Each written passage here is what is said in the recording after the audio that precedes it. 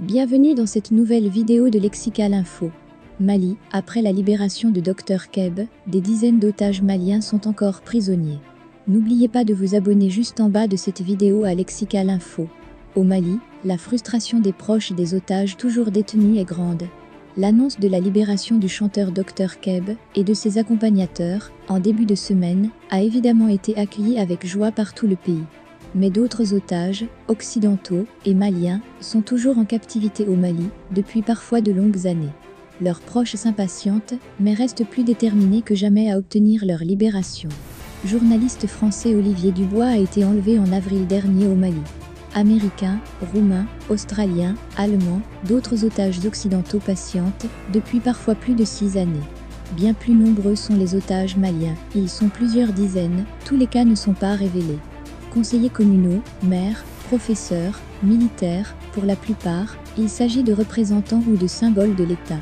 Sakouba Madi Dambel est le secrétaire général adjoint du syndicat libre des travailleurs du ministère de l'administration territoriale, SILTMA. Il sait que la libération de ses collègues est plus difficile à négocier que celle des autres.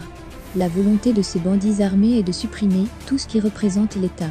Les préfets, sous-préfets et gouverneurs sont l'incarnation de l'État. Nous ne représentons pas les mêmes enjeux que les autres otages, qu'ils soient politiques ou artistes, explique-t-il. Après la libération du chanteur Dr Keb, Sakouba Madi Dambel a été reçu au ministère de l'administration territoriale pour parler des autres otages toujours détenus. Il faudrait que l'État redouble d'efforts. C'est la réponse qui m'a été donnée. Comme il s'agit de dossiers sensibles, on ne peut pas donner tous les détails sur des antennes. Mais on m'a rassuré, tout est mis en œuvre pour obtenir la libération de tous les Maliens retenus en otage.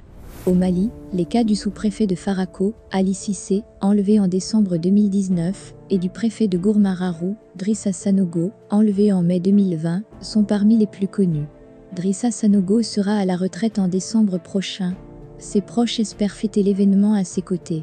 Merci pour votre aimable attention et n'oubliez pas d'activer la cloche de notification pour recevoir les prochaines informations.